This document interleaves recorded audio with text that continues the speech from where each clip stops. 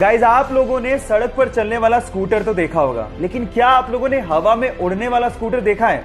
देखना तो छोड़ो, शायद आप लोगों ने सुना भी नहीं होगा, बट ये बात सच होने जा रही है। चाइना के जुहाओ डेली ने लगभग $3 मिलियन खर्च करने के बाद और लगभग 1000 टेस्ट ड्राइविंग के बाद फाइनली एक फ्लाइंग स्कूटर बना लिया है, जिसे इन फ्यूचर हम लोग इंसानी ड्रोन के नाम से भी जानेंगे।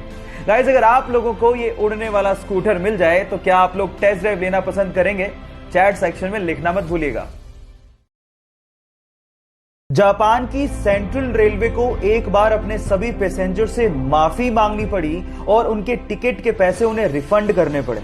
और रीजन जान के आप लोग हैरान रह जाओगे। उसके पीछे का रीजन यह था कि उनकी एक ट्रेन मात्र 45 सेकंड, जी हां आप सही सुन रहे हैं, मात्र 45 सेकंड लेट हो गई थी। अब अगर आप ये सोचते हैं कि जापान जैसा छोटा सा देश विकसित क्यों है, तो उसका रीजन आप लोगों को समझ में आ गया होगा। टाइम को इतनी इंपॉर्टेंस देने वाला देश आखिर विकसित तो होगा ही। तो जापान के गवर्नमेंट की सोच और उनकी टेक्नोलॉजी के लिए एक लाइक तो बनता है। गाइज, आप लोगों ने बहुत सारे इलेक्ट्रॉनिक गैजेट्स और बहुत सारे सामानों पर मेड इन चाइना का स्टिकर लगे देखा होगा। ऑब्वियसली वो चाइना का प्रोडक्ट है तो मेड इन चाइना तो लिखा हुआ होगा, लेकिन क्या आप लोग ये जानते हैं कि मेड इन चाइना का ये स्टिकर चाइना में बनता ही नहीं है। एक्चुअली मेड इन चाइना का ये स्टिकर साउथ कोरिया से प्रिंट होके आता है ना? ये अमेजिंग बात कि पूरी दुनिया को चाइना माल सप्लाई करता है मेड इन चाइना का स्टिकर लगा के, और ये मेड इन चाइना का स्टिकर चाइना में प्रिंट ही नहीं होता। क्या आप लोगों को ये बात पहले से पता थी? और अगर नहीं पता थी तो चैट सेक्शन में लिखना मत भूलिएगा। क्या आप लोग बाइक्स के शौकीन हैं? अगर हैं तो आज मैं आप लोगों को दुनिया का सबसे बेहतरीन हेलमेट दिखाने जा रहा हूं, जिसे देखने के बाद आप लोगों को आयरन मैन के हेलमेट की याद आ जाएगी। एक्चुअली इस हेलमेट को आई राइडर के नाम से जाना जाता है, जिसके अंदर पोर्टेबल प्रोजेक्टर लगा हुआ है, जिसे आप अपने मोबाइल में ब्लूटूथ के थ्रू कनेक्ट कर सकते हैं। और कनेक्शन के बाद आप लोगों को हेलमेट के ग्लास पर साइड में नेविगेशन, कॉल्स, मैसेजेस दिखाई देने लगेंगे। इसके अलावा इसमें एडवांस्ड स्पीकर लगा हुआ है, जिसमें हेलमेट के अंदर ही आप गाने भी सुन सकते हैं। गाइस, ये एडवांस्ड हेलमेट आपको चाहिए कि नहीं चाहिए? चैट सेक्शन में लिखना मत भूलिएगा। कनाडा की एक ग्लास बनाने वाली कंपनी ने एक गजब की एडवर्टाइजमेंट का फॉर्मूला निकाल डाला। उन्होंने कनाडा में एक साधारण से बस स्टैंड पर एक ग्लास के अंदर 3 मिलियन यानी कि 20 करोड़ रुपए रखे और ये दावा किया कि जो इसे तोड़ेगा ये 3 मिलियन यानी कि 20 करोड़ रुपए उसके। और आप बिलीव नहीं करेंगे कि पूरे 1 साल तक लोग ट्राई करते रहे, लेकिन 3 मिलियन तो छोड़ो, कोई $1 भी वहां से निकाल नहीं पाया।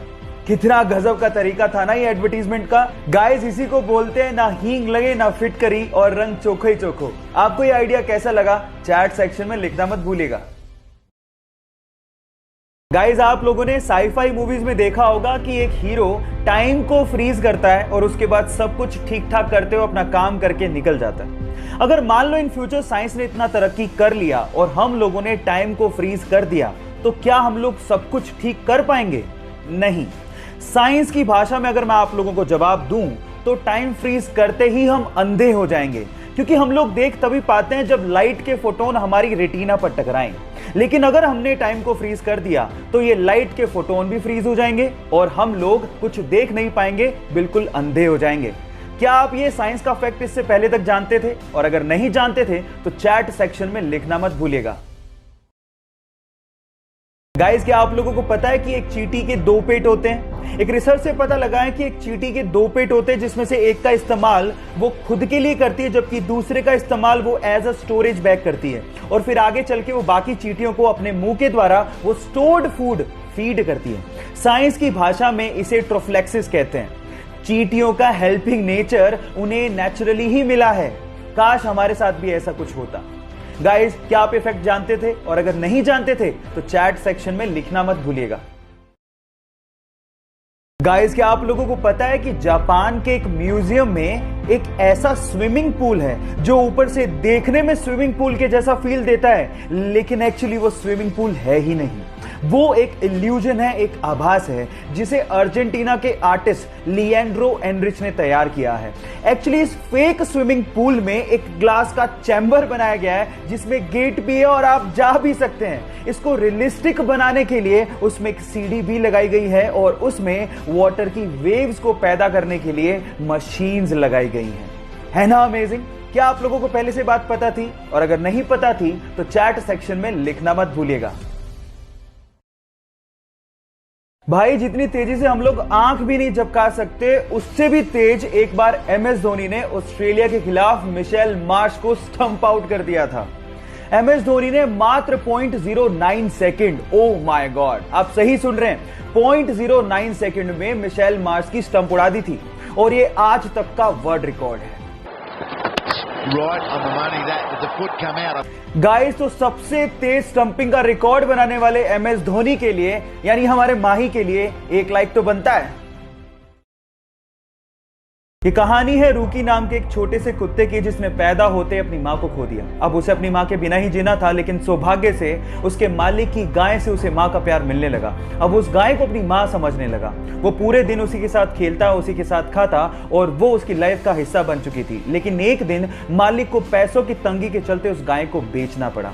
उसके बाद वो कुत्ता बहुत ज्यादा रोने लगा और उसने खाना भी छोड़ दिया।